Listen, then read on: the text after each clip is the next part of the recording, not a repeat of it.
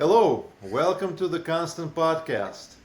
I'm here today with Mr. Alvah Hicks from the Central Coast of California and Tennessee, my very old friend that we've known since 1999. And today, the 27th of May 2025, it's a historic day when Alvah and I will record our first podcast together to talk about human origins and some of the overlooked potential in human origin research. To give a little bit of a background, so Alvah Hicks is an independent scholar who's done his rounds and rounds around the globe and around the academic circles in the US and South America, dating skulls, participating in conferences, sharing his wisdom and his ideas about where humans originated from. Alvah and I met thanks to our common acquaintance and my former professor at the University of Chicago, Tom Dillehay, in 1999, who told me that some of my ideas at that time, were similar to one man in California called Alvah Hicks. So that's how famous Alvah Hicks was. Everybody knew that Eve is from Kansas, as Alvah used to say. So now Alvah, over to you. So tell us a little bit about yourself. What was your journey into the human origins research? Maybe it's 2-3 highlights of your life, when you really truly understood, where humans came from. Let me hand you the microphone over to you. Okay, well, good morning or mid-afternoon it is, German. I began this research in earnest in 1984, but I had held the idea since high school days back in the early 70s. I'm 71 right now. The idea was originally promoted by looking at my history book, where I could see the depiction of Homo sapiens, or Cro-Magnon man, arriving on the scene in Europe, suddenly displacing apparently the Homo erectus or Neanderthal populations there. So at that time, even though I was not a theorist, if you will, I just said to myself, boy, if they were isolated from the old world like that, perhaps they were American Indians. The Cro-Magnon people were actually American Indians. So my son was born in 1984. I ended up going to Santa Barbara twice a week, and I started a meeting with Philip Walker, who is the head of the Department of Anthropology there. He sent me up to Canada to give a paper after a couple of years of needling him, so to speak, but I used the library to develop my research strategies. I have always had a paradigm in mind to guide my research, so I wasn't looking to find questions, I was looking to find answers to a question. So that's kind of the strategy that I use. It's kind of like paradigm growth and theory building. And I met people along the way. I've had hundreds of eureka moments, and I can leave it like that. But if you want to try to prove yourself wrong about an idea, it's a lot easier. When you find a lot of ideas that seem to mesh, then you begin to realize that you're obligated to follow this research up. So that's what I've done for almost 40 years now, very earnestly since 1984. So, German, thank you for putting this together, and we'll just go from there, I guess. That's fascinating. The podcast, the Constant Podcast, actually is devoted, to a lot of great thinking, that's happening, primarily in Silicon Valley and Greater California. And we know that California is a little bit of a kind of a magic place where innovation and breakthrough thinking outside of the box is popular. So we see all the brands, that have revolutionized our lives coming out of California, but we rarely talk about the scientific discoveries, breakthroughs, sometimes unacknowledged ones that also originated from California. And the fact that you and I met in California when I visited you at your place in San Luis Obispo in 1999 while being a student at Stanford really kind of caught the vibe that California has in the minds of many people in the U.S. It's a place, where original ideas are born, and many of them come to fruition. Some of them it takes longer to come to fruition, but in any case, it is a place, where breakthrough thinking happens.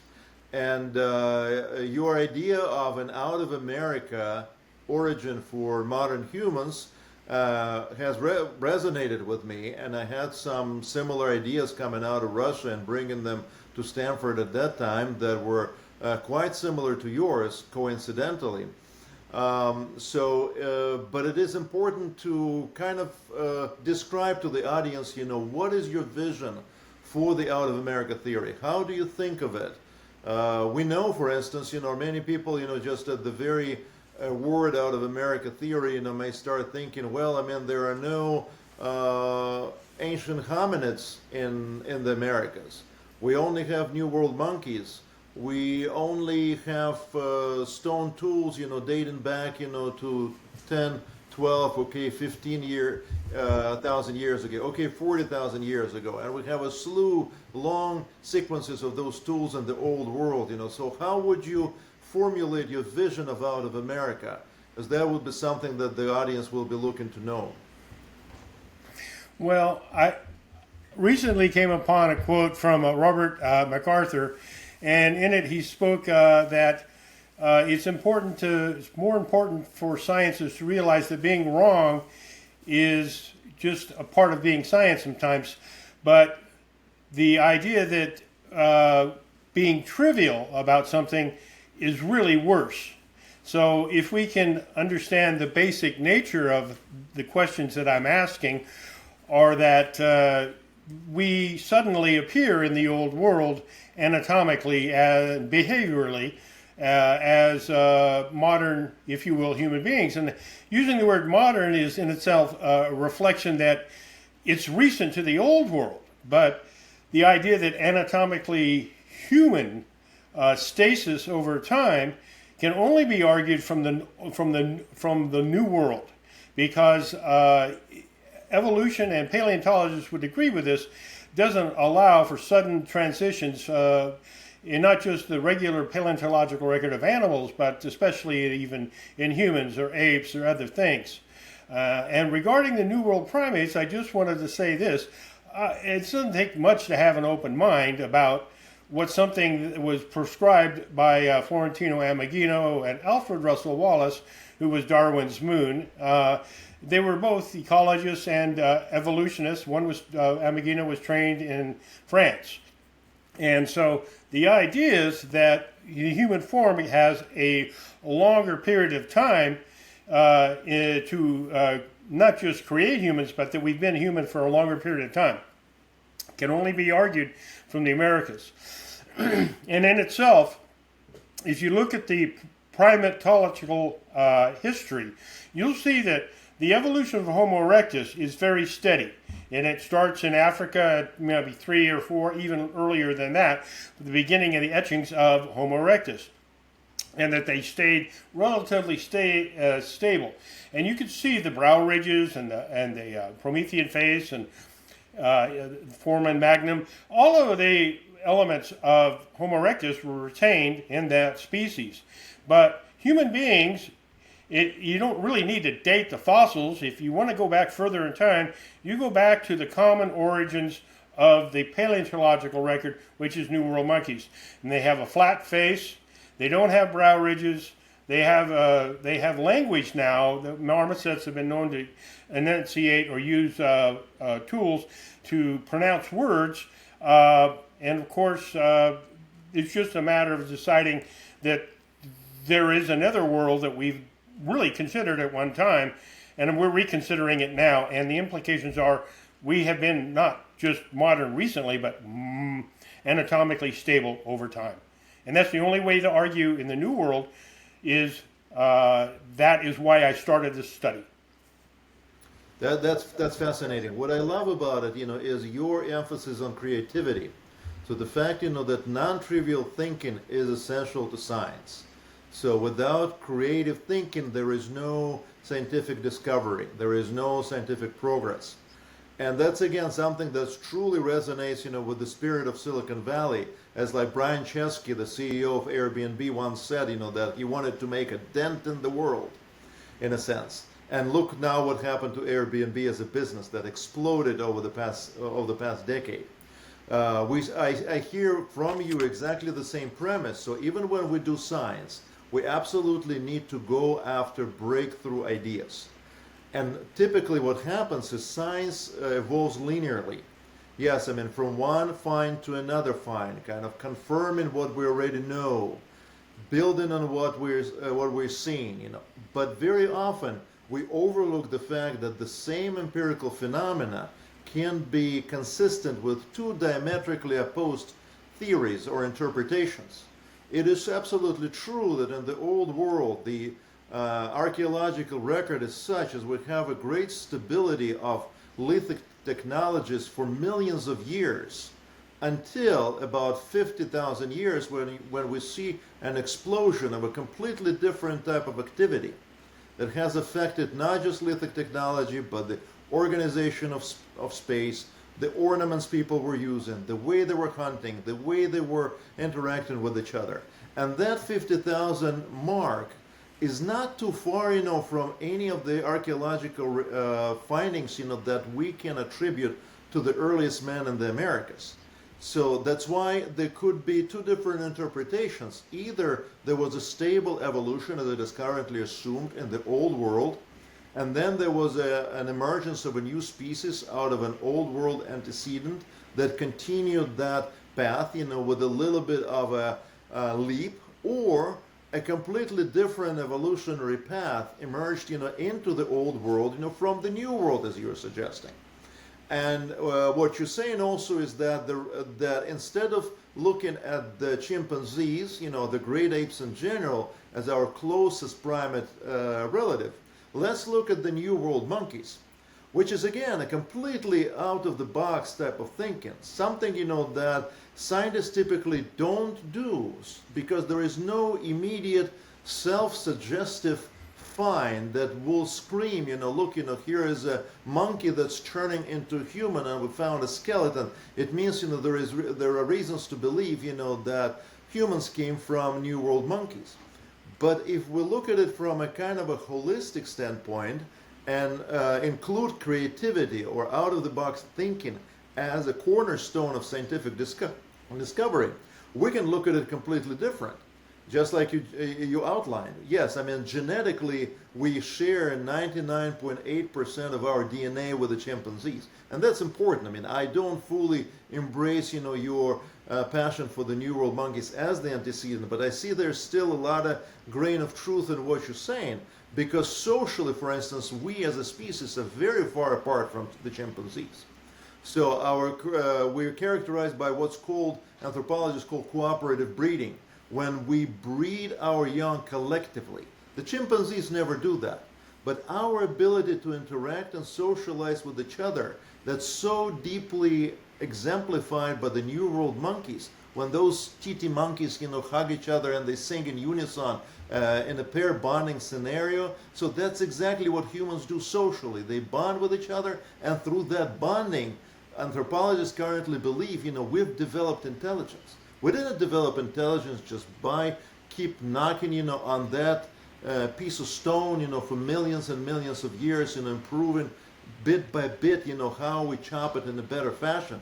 No, we evolved as humans and developed our intelligence by embracing others that are around us and relating to them and treating our own kind in a special fashion that the New World monkeys provide the best parallel in the current primate kingdom.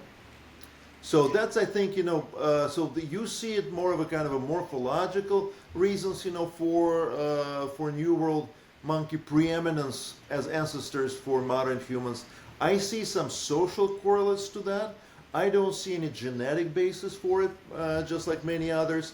But in any case, it's definitely an idea, that strikes me and so many other people, but me in a positive way, as an out-of-the-box idea that moves science forward. Well, I appreciate what you're saying, Gehrman, and yet I wanted to point out, I have a question for you regarding your studies that get you genius of kinship and the terminologies that humans use throughout the globe to distinguish the relations. I'd like you to explain a little bit about that, but I'd like to just address one little thing, and that is, back in 1912, it was pointed out, and I quote, we could set aside the New World, even though Wallace and Ameghino had done just the opposite, and alone interpret how people came to find the Americas from the Old World. So there is a scientific basis for this, and yet I think that relates to also how did you come to find that kinship terminologies, which is really language, but how we use language to discern how we interact as a species, as a tribe, even how monkeys, you might have touched on that, the New World monkeys, and I don't want people to be thrown away because we're including another hemisphere or like that. But there's so much about how even primates in the New World behave in a kinship. So can you explain how you first theorized this yourself, being a specialist in kinship, in your book, The Genius of Kinships, which was published in 2007? Yes, so thanks for bringing it up, partner. It is a crucial piece that shaped my understanding of human origins, because I did not enter human origins as a geneticist, or as an archaeologist through the archaeology was a traditional entry point of physical anthropology. Obviously, as an anthropologist, the four-field anthropologist, I studied physical anthropology, genetics, and archaeology, and did some digs, and everything that an archaeologist or a four-field anthropologist is supposed to learn. But my focus early on has been on the evolution of human kinship systems. And what I noticed early on is that there was a bias against the Americas as a place, where ancient kinship systems might be. And people were struggling to explain correspondingly some of the systems in the old world that didn't seem to have a coherent beginning or coherent onset. They were like these vestiges, of some more ancient forms of social classification that were found in the old world, but they were never completely developed there. But the scholars, did not risk, to go to the Americas, although everybody knew the American Indian kinship material pretty well, to go there from an evolutionary standpoint and see maybe there are some answers to their questions that came from the old world kinship systems.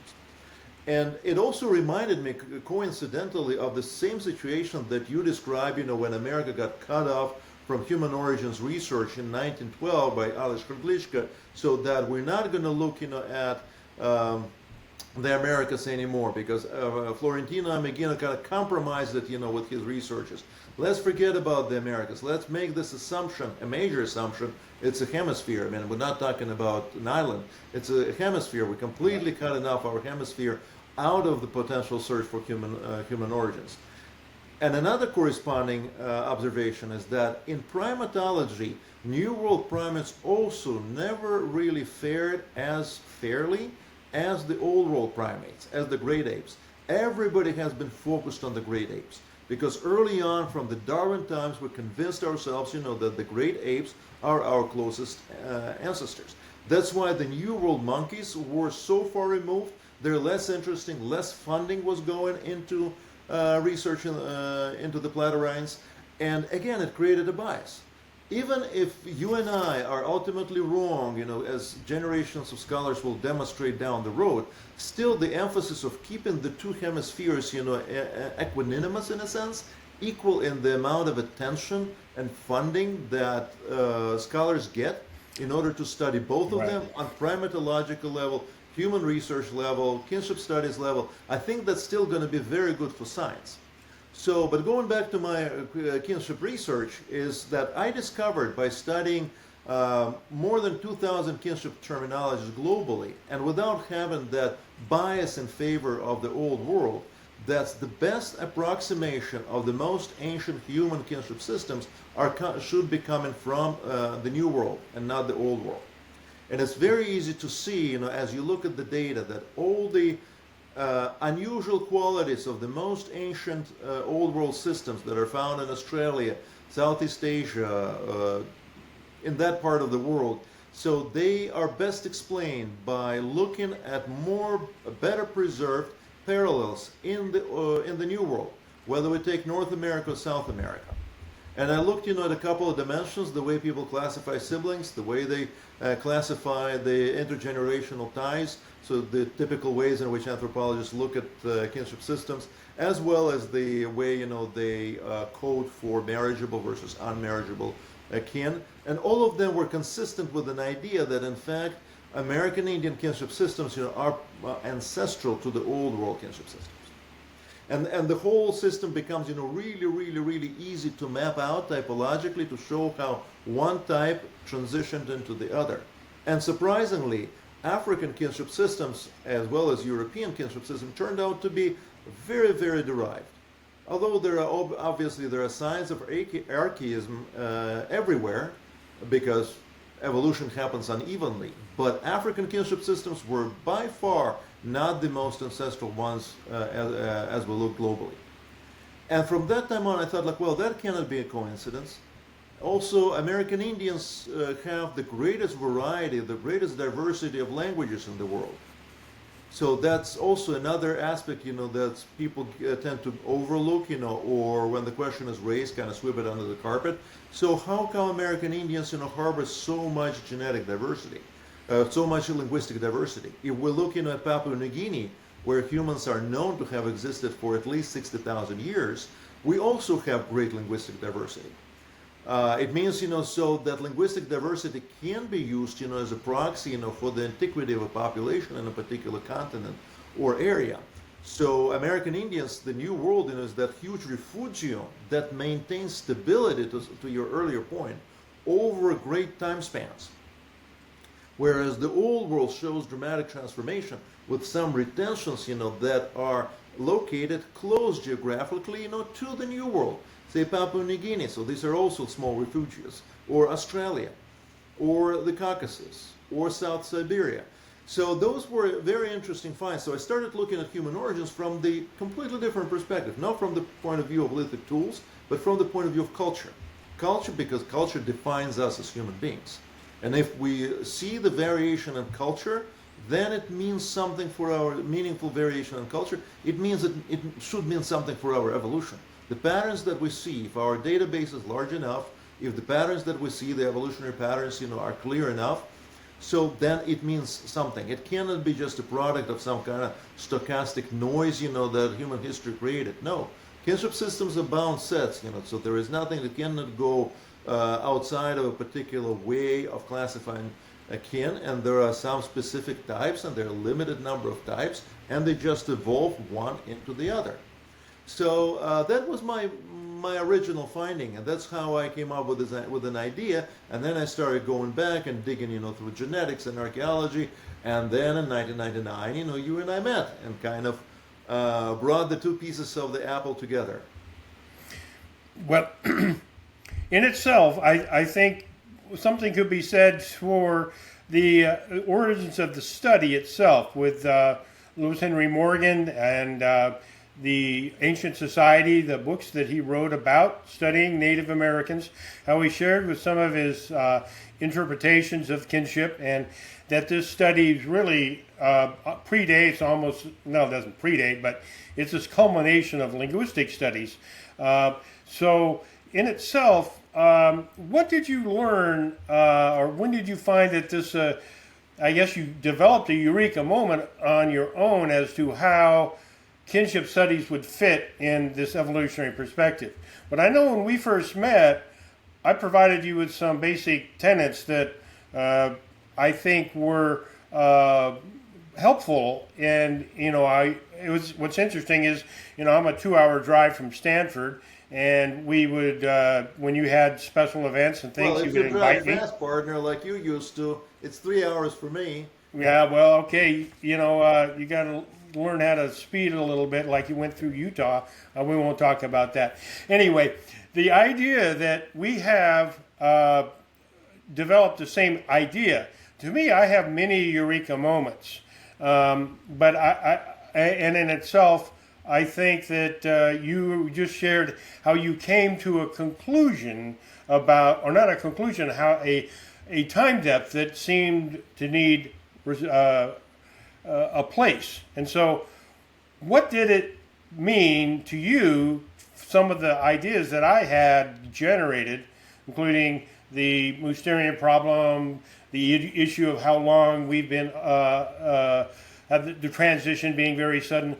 I think some of those points I developed because I looked at the entire bug. And wasn't devoted to the tip of the left antenna because I had a paradigm to divine where I was going. So where would you say you've seen these moments where you see something exciting and you want to do something with it? Yeah, I think I had a couple of those. First, when I was deep down, head down with my research into the kinship systems of the Utah Stecan peoples in North America, those who historically occupied Nevada, Idaho, parts of Wyoming, South California, and Mexico. So the vast Utah Stecan family, they showed some stable patterns of kinship terminology that were so symmetrical that and from symmetric to asymmetric, so that's a typical way in which kinship systems evolve. So symmetricity and that at that moment struck me as a very archaic feature that could provide a solution for some of the kinship systems that were widely distributed in the old world called Crow and Omaha systems. And that was a eureka moment because I realized, that if those ancient kinship systems, that were symmetrically organized, get kind of tilted one way or the other in a kind of mirror image of each other, so they will generate those old world kinship systems called Crow and Omaha. So that moment when I realized that a symmetric system generates an asymmetric one, as we know from other ways, people classify relatives. So that was one of the eureka moments. I realized, so that's a very, very old pattern.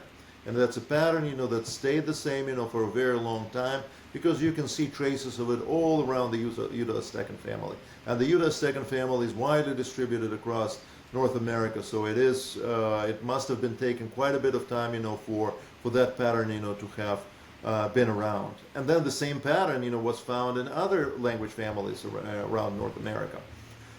So it became a very systemic pattern for North America in general that provided, in my mind, a springboard for the evolution of some of the old world systems as I was just describing. So that was the first eureka moment. So the second eureka moment probably was when I realized, when I dug deeper into linguistics, and when I realized, that American Indians harbor like 140 independent linguistic stocks or families, which is the amount of diversity that by far exceeds, what we find in Africa. Currently, it's no more than 20 language stocks or families, those independent groupings, that coalesce somehow deep down, but cannot be presently shown to be related. We have 140 of those in the Americas. So when I saw that, and that was exactly the contrast that I observed in the kinship systems, so the linguistic diversity and the kinship antiquity, they kind of went hand in hand. The more linguistically diverse populations in North America were, so the more ancient kinship systems they had. And the reverse was for Africa. So that was the second eureka moment when I understood that my kinship conclusions were not isolated. I can link them logically to linguistics. And then there was a eureka moment when I also realized, based on the genetic research, when the Neanderthal DNA was sampled, and they realized, that the Neanderthal populations living in South Siberia especially, they were very, very divided into very small groups. Genetically, you can see, the level of intergroup diversity measured by the FST parameter was very, very high among the Neanderthals. And when they mapped that FST value over to the human populational FST value, so they saw that the next ones after the Neanderthals were American Indians, followed by Papuans, followed by Asians, followed by Europeans, followed by Africans. again, we saw a trajectory from an actually attested level of population structure characterized, by very high intergroup diversity and very low intergroup diversity, which is a small population, mid-Pleistocene, small hunter-gatherer forager populations that were probably engaged, in some incestuous relationships, and interbreeding was pretty high. So we see exactly the same pattern. So to me, that again indicated a certain evolutionary logic. And let's talk about, we didn't originate from Neanderthals, but for me, an old world antecedent, a hominid antecedent that migrated over to the Americas, speciated into American Indians there, then migrated back, is still something that I can easily incorporate into the data, that I have. And finally, the fourth maybe eureka moment was when you and I met and you described me your perspective, your kind of global view of what's been going on in human origins research. And you mentioned to me that the absence of the stone tools in the Americas earlier than 12,000 years ago doesn't mean the absence of humans. So, because tools, may not have been lithic in the history of Homo sapiens all the time. We assumed, because we're trying to trace back our lineage, over to the Australopithecines, and everybody in between who had those stone tools. But what if our human earliest adaptation was not based on lithics, but was more based on perishable technologies? What we see in Monteverde too, for instance. These are very few stone tools, not particularly well shaped, some of them showing some Mousterian trace, others don't, but not as descript as the ones in the old world, but a lot of soft materials. Those can be snares, they can be sticks, they can be anything that humans, could pick up in order to achieve their economic goals. So lithics, may not necessarily be the main thing. So that was also a eureka moment. So why are we trying to track down humans on the basis of their lithic materials? They may have left other traces, or they may not have left any traces at all, because what they used was for the most part perishables. And then the lithics was the old world thing. Again, if we're thinking about old world and new world together, we need to think about them truly on equal terms, because the new world may also shine certain lights on our evolution as a species. And finally, and those points are all connected, people are saying that there are no human remains as old in the Americas as we see in the old world. This is true. There are many Neanderthal remains, that we see in Europe. A lot of them, one after the other, one after the other. Yes, it is a compelling argument. But the thing is, we didn't know about the existence of Denisovan people up until about 10 years ago. Why? We didn't have any physical remains from them. We only discovered, a tooth and a finger joint. But how we established, that they were a new species only because we had access to ancient DNA at that time. And DNA is something that shows how technology that Silicon Valley is so famous for can actually impact science. Because only because of DNA, we've managed to identify that tooth and that finger of a Denisovan man as belonging to a new species. Can we imagine how many teeth and fingers like that could be in the new world? We just have not found them, but they are there, just like Denisovan has been there, for thousands and thousands of years. So again, if we look at things, in a more holistic fashion, we achieve, greater holistic understanding. We understand, what is provable and what is not. What still needs time, to develop, and what we can say now with certainty. So back to your original question, those were my eureka moments. Small kinship system finding, alliance with linguistics, alliance with genetics, alliance with archaeology or paleontology. Of course, you bring up so many good points that I don't know where to start or stop, but I'd like to point out regarding the Homo sapien discoveries of humans in the Americas that have remained undated, and the most majority of them have remained undated, is the paradigm is that they had to, for Alois Harshlicka, who was in charge of this study from 1912 and even earlier through his timeline of 1935, he suggested that he had to have a Neanderthal stage in order to date or have earlier human beings or human presence in the Americas. Well, in itself, we have found lots of human remains, and they were never dated during that time because they were supposed to look like a Neanderthal in order to have great antiquity. That set them all aside. So we have museums with lots of remains that have remained undated. But again, it gets back to the point of the paleontological issues of how does something change that quickly. So in itself, to make the argument with Harshlicka at the time that Homo sapiens had evolved here, when Ameghino and Wallace died, basically anybody would bring that up would risk the ruin of their career. And it's well known, this is not that Harshlicka was keeping this a secret, that he just didn't like anybody thinking outside the box. And now, in 1907, George McJunkin, a foreman cowboy of African descent from slaves, was running the Crowfoot Ranch. And he found remains of stone tools embedded in bison. And it's called the bone beds of New Mexico, basically Clovis. And in itself, when Figgins and some other people from the museum in Denver came and some people brought those bones to him, and he returned to the site and was able to prove that there were Clovis people. Well, people had known about Clovis tools for a long time. They were just afraid to bring them up. We're not talking about skulls, we're just talking about stones. Well, even then, in 1927, it was so unpopular that Harshlicka refused to accept it. He said perhaps these animals went extinct much more recent, because he only wanted to believe in maybe 2,000 or 3,000 years for the antiquity of human beings in the Americas. So in itself, it's on the shelf. Nobody looked at it. Nobody looked at those principles and way to investigate it.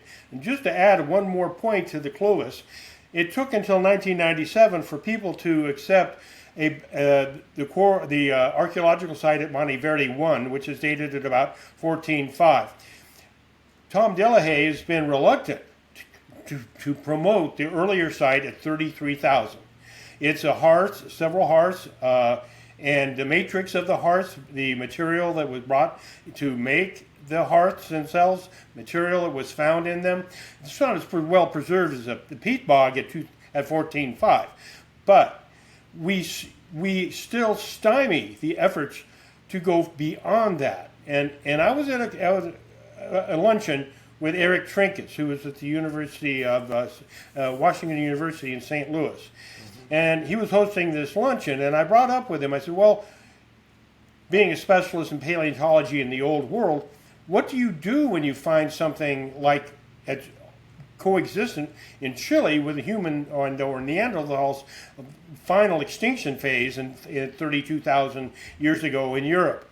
What would accepting Monte Verde mean if we go to the earlier dates? And he responded, it would be a game changer. Now, I didn't make that up. He said it. It's not like we're going to start a new game of chess. No, we're picking up a whole nother set of rules, and we just haven't done it. So I leave that at that for now. But, what are the human evolutionary implications? What are the current models that we're looking at? And specifically the out of Africa replacement model and the candelabra argument, where Homo sapiens evolved out of all of the continents in the old world at the same time, or maybe there was one place where they grouped together to speciate into Homo sapiens from Neanderthals and Homo erectus. And what is the evolutionary frame? And again, I believe that the archaeology is one of the best interpretations. I have lots of eureka moments, but the genetics is so important. So what can you tell us about that genetic argument and why we can justify questioning them legitimately, and why others haven't.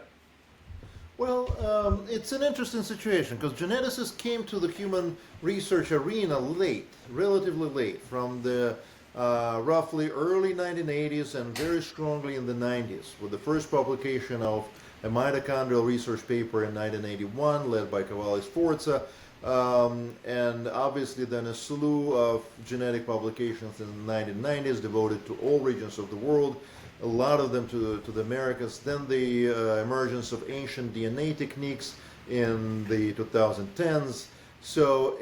And now it's definitely a leading discipline in human origins research, because the information that genes can give us have proven to be invaluable in understanding human evolution, human dispersals, and the accuracy and the level of detail they bring with them, by far exceed, the complexity of the physical material.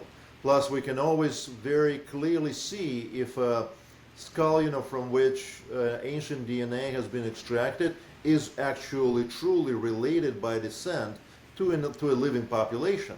Because a lot of times, what we find in Africa, some of the anatomically modern humans that are not associated with any human behavior, we don't have DNA from those. Africa is not an area where DNA survives very well, so we don't have any DNA. So we don't know whether the morphological similarities that awarded those skulls the notion of being anatomically modern humans are actually products of descent and not convergence. We don't know that because there is no genetic information.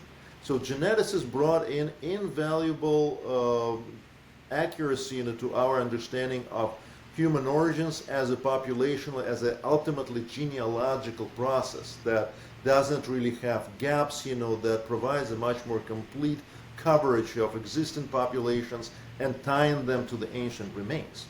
So, but what transpired there originally is that geneticists went to the paleontologists, went to the archaeologists for the best-in-class idea out there that would allow them to interpret their genetic results in a scientific fashion, because they looked at everything from the very beginning. Early geneticists had no understanding of human origins. They didn't have a background. They were biologists, very frequently trained, on Drosophila studies, which was a typical way, for geneticists to understand population variation. Look at Drosophila flies.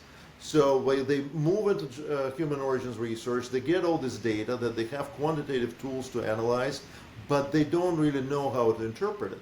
So they went to paleontologists and archaeologists, and they told them, well, we have the best skulls out there, the oldest skulls with anatomically modern features from Africa. And America, we don't really have much, beyond 12,000 years ago. So geneticists look, okay, so we see now a variation. Let's take mitochondria. So African populations are most diverse, and American Indian populations are the least diverse. So they mapped that pattern of variation onto an existing archaeological, paleobiological consensus about who originated from where and who populated which continent last. So, and it all seemed to fit. The problem is, is that very few of those mitochondrial lineages, if ever, that were typically African, showing African mutations, were actually ever observed outside of Africa. Right. So geneticists came up with a theory of a population bottleneck, whereby all those older African markers were left behind, and the new populations that exited Africa, so they took only kind of the certain small subset of those genes, and then they developed new and new mutations on top as they colonized the world. And then the Asians did exactly the same thing, exactly the same bottleneck as they entered America. So that's how the early geneticists, time was moving fast, solved the problem of the discrepancy between their data and the kind of archaeological and paleobiological consensus. What they didn't realize right away is that when we have a model, a very recent model of a population expansion out of Africa, and I mean, the population expansion, the forced population expansion that happened with the slave trade. The slaves, that migrated out of West Africa into the New World, Among them, we find all of the most ancient African lineages, both on mother's side and Y chromosome. So, and they underwent a bottleneck as well. It was a subset of that population. But it was not that element of selectivity, which genes, which lineages, they're going to take. No, it was a natural process. Whoever was there in West Africa, they pulled them all. So they pretty much, the variation was in New World, among the New World blacks, replicated the variation in West Africa from where they came from. So you can clearly see that the modern example undermines the assumption of a bottleneck that happened 100 to 50,000 years ago, because that's now not how it happens. And if this happens, it needs to have extraordinary proof in order to substantiate itself. Extraordinary claim requires extraordinary proof. In a sense, the geneticists twisted the typical logic, that once you take a subset, you take a populational subset, but there will be a lot of lineages there, ancient ones as well, not just modern ones. And we see that from the example of the African slaves in the New World. All of the old ones are there. Even the most ancient Y chromosome lineage is found among the American blacks. The ones, that geneticists date at 320,000 years BP. It's found there. So it means nothing prevented future Europeans and Asians to take all of those old lineages out of Africa, had they exited Africa, but they didn't. So those lineages were not there.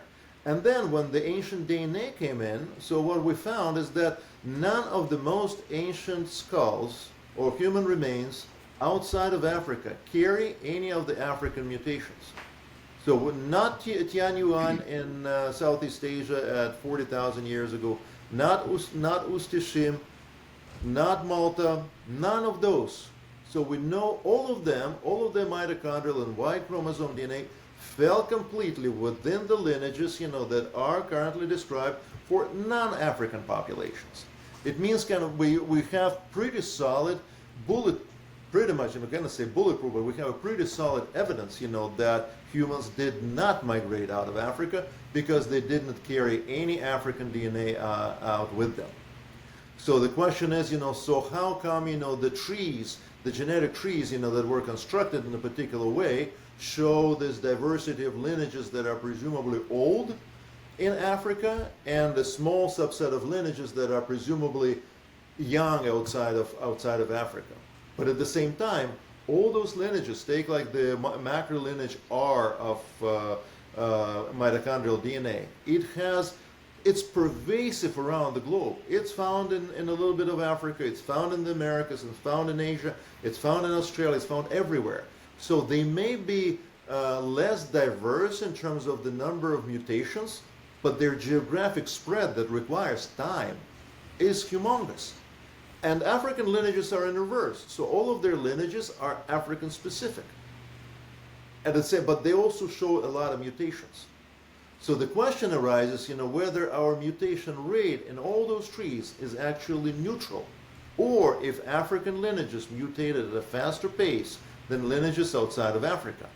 And there is a US-educated Chinese scholar, Shi Huang, who argued precisely for that in fact, the rate of evolution is not constant. And it's a big conversation in and of itself.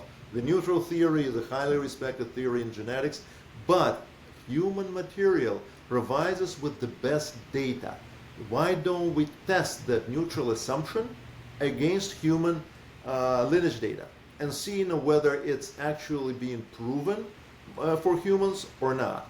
From my perspective currently, from everything that we know holistically, humans did not leave Africa. They came into Africa. It means whatever lineages what we find with so many mutations speaks to an accelerated mutation rate in Africa and a much slower one outside of Africa.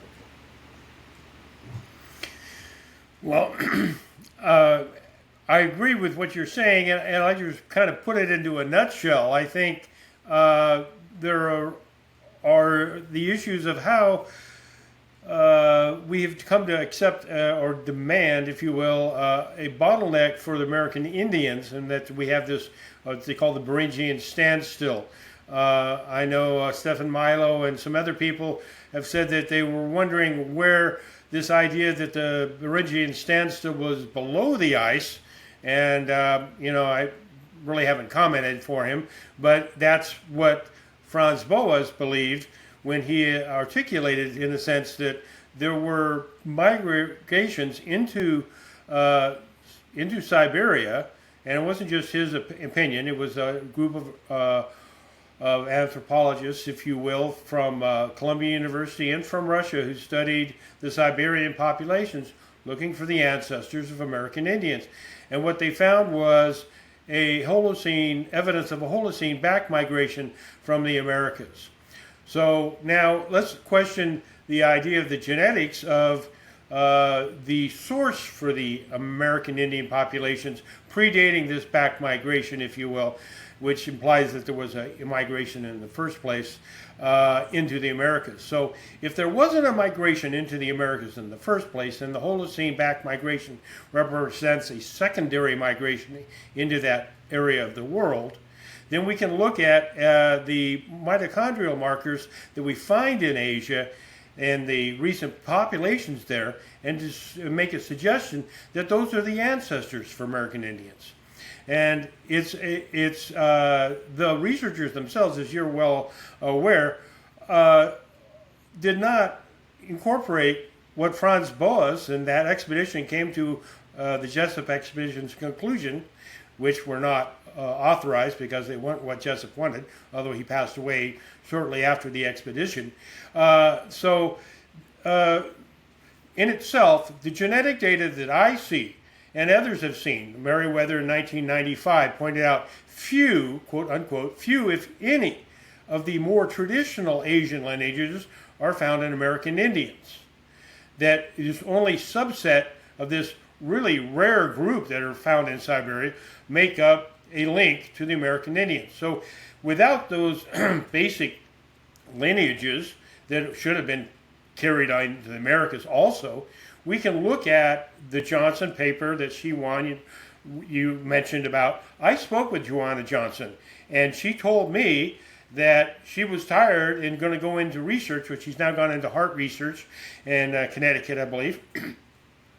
Anyway, Yale, however, she said she got tired of people bringing these archaic Homo sapiens species that are problematic, if you will, in the lineages leading to Homo sapiens to her doorstep, and she wanted to move on, do more with her life than just argue for out of Asia. Now, as far as the out of Asia argument goes, the Johnson paper that she wrote predated the out of Africa argument, and in itself, the out of Africa argument has always highlighted the fact that there is a competitive theory, the out of Asia argument. So, and one more thing I'd like to point out in regards to this is that the accumulation of, they used 5 enzymes in that paper. The accumulation of enzymes show that they build upon one enzyme adds to another. There are up to 33 different enzymes combinations, but there are 5 enzymes that follow the direct line of one mutation and another mutation outside of Asia, into Europe, into Africa. These mutations that are found unique to Africa and Europe are directly descendant of the ancestral lineages that are found in Asia.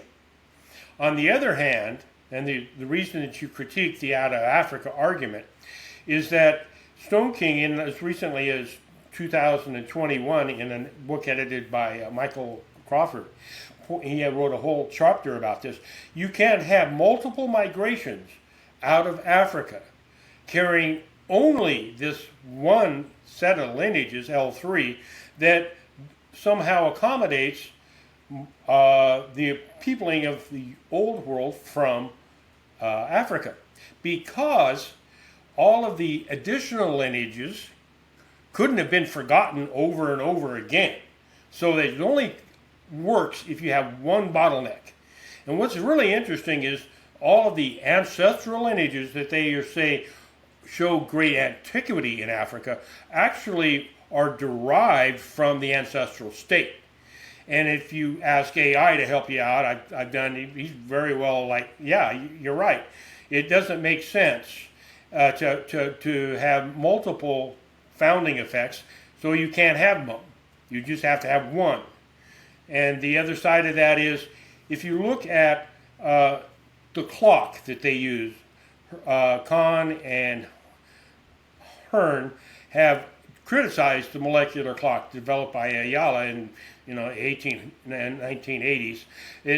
There is really not a reliable clock. What is reliable is when people migrate, they will accumulate adaptations to the environment that they run into. And there might be new environment. It would be Africa if it was populated from outside of Africa. And the same Homo sapiens that arrived in Europe, the same that arrived out of the Americas into Asia, would accumulate markers and then new markers on top. So the reason that there is this additional set of markers in Africa is that the environment in Africa can cause mutations to develop, if you will, positive, negative, things that you have to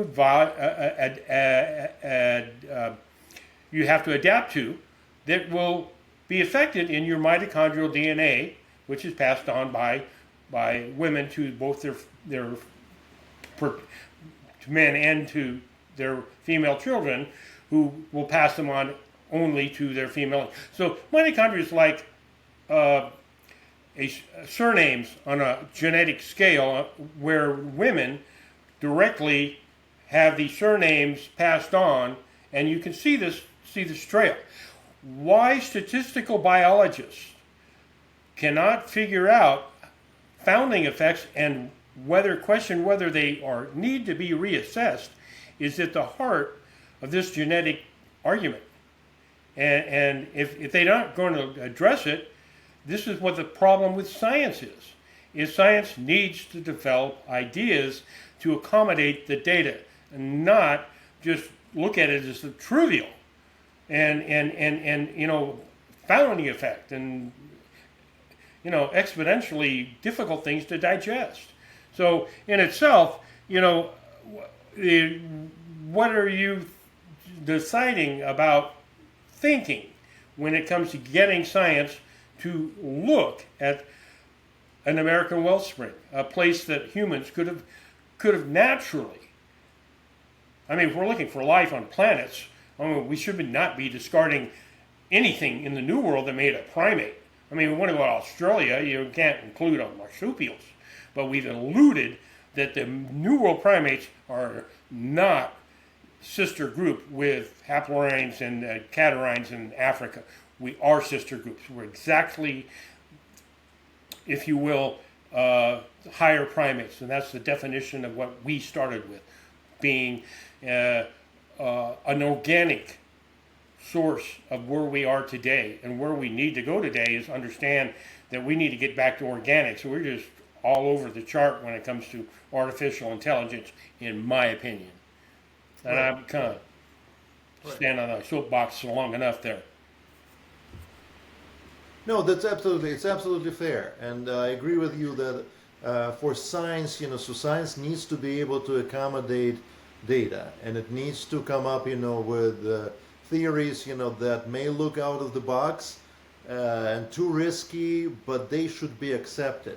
So science, for some reason, has an inherent fear of risk. It's a very risk averse, like an insurance company, and it shouldn't be.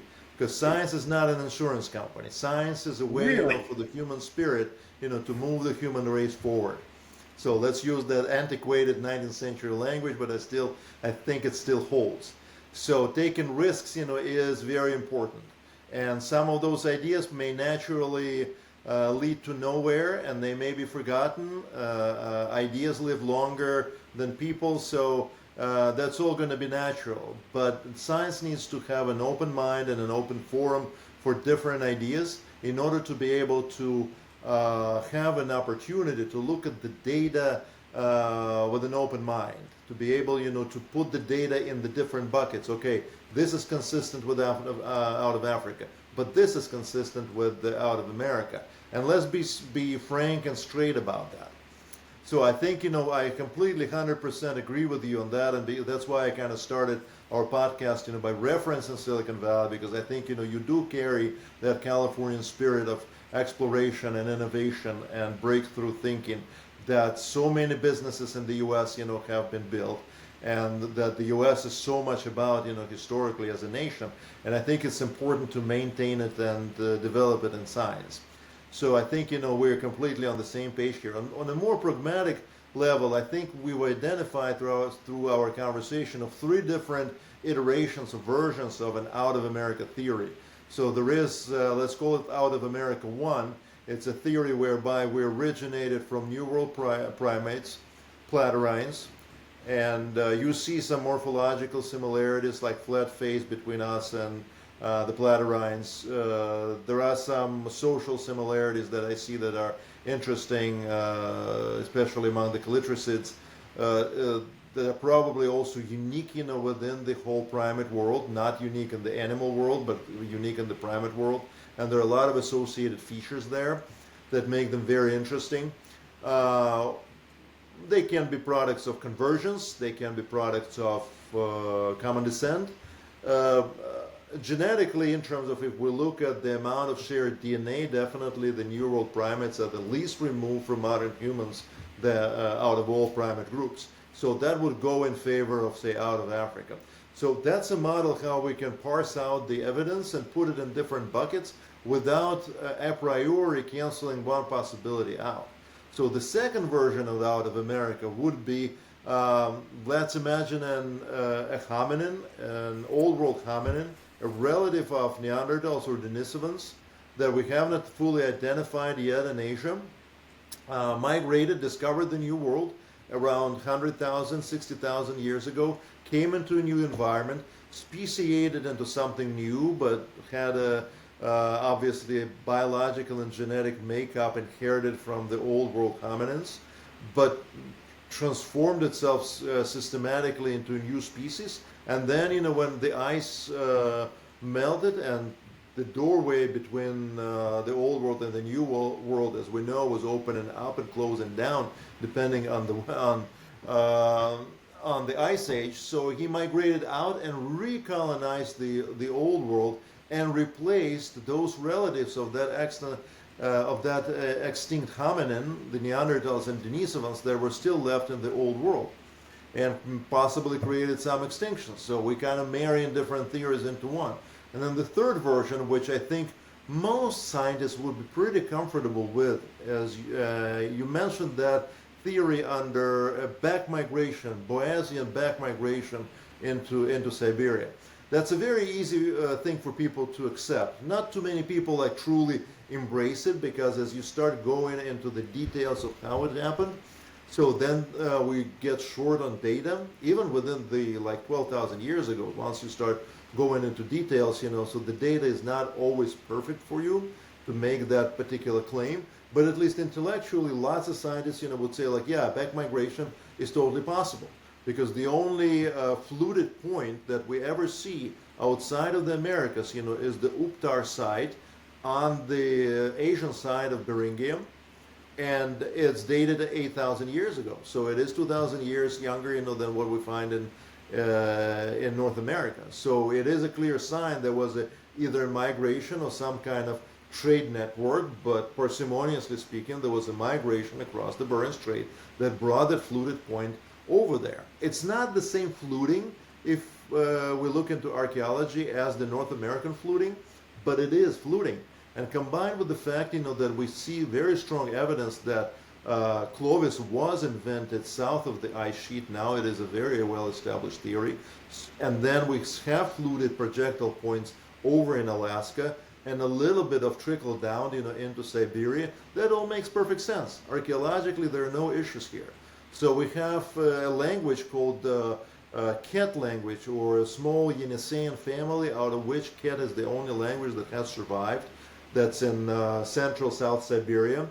That was shown by a very respectable linguist, Edward Vida, and a bunch of other scholars who discussed it approved his research, that this language of Ket's, is related to Nadine in North America.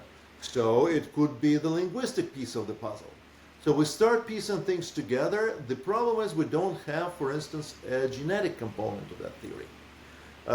And it is kind of an oddity, which speaks, to the difference in the way genetics, archaeology, and linguistics, map onto each other, because there could be a gene flow that completely obliterates all connections.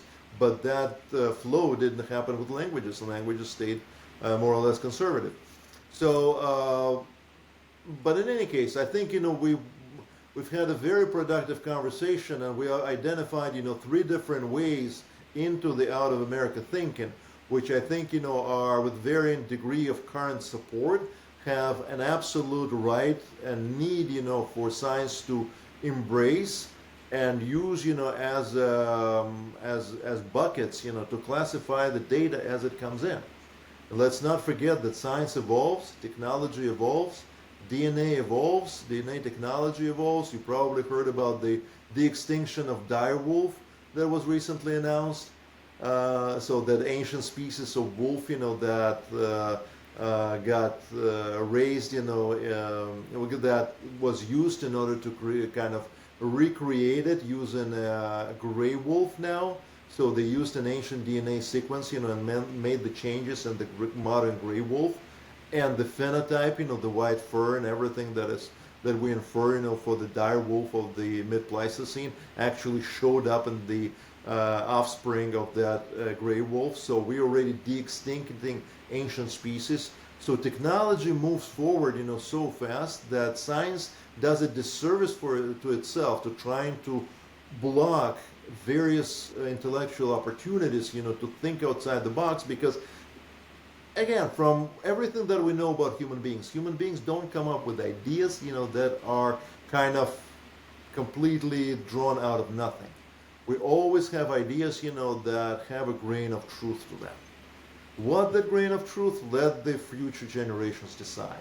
But we need to lay all of that out on the table and look at it honestly and equally. Well, German, I want to thank you again for putting this together. I myself am also working on a YouTube set of videos, and I call it a global eureka moment in itself, that it's a gem of an idea that's all about reaching out to the general public and reaching out to scientists who are young and old, who are willing to see the benefit of really possibly looking at something. Because if it is true, or there is an aspect of this study that has not reached the crescendo of the 1912 overture, and kabang, here we are. Give it a chance. And if we give things a chance, then change can occur, and we can begin to interpret our place as in understanding our role. Where are we the most productive? When we think, when human beings think openly. And that is what we are all about in moving forward and in grasping what we know from the past. We're handing batons. Each baton represents what we do with what we're handed. And it's time for the age of reason to reemerge and place it in this world that we live in today. And as a ecologist and naturalist myself, self-appointed, I believe we need to reach out and see how nature works and how we need to fit in with nature. And I think everybody can understand that and embrace it. And again, thank you for putting this together today, German Dziebel. Absolutely, Alva. Thank you for joining. And I want to reiterate for everybody, please follow Alvah Hicks on Global Eureka Moment on YouTube. So visit his academia.edu page, participate in his discussions. There are plenty of papers there. You can also visit anthropogenesis.kinshipstudies.org, a website that I've been running for many years that has Absolutely. Alvah Hicks's bibliography for everybody to know. Alvah was one of the first bloggers in the human origin space, and maybe even elsewhere, starting to track down all the publications and make commentaries on them and providing people free of charge lots of information back in the mid 90s when the circulation was just getting available through the electronic media.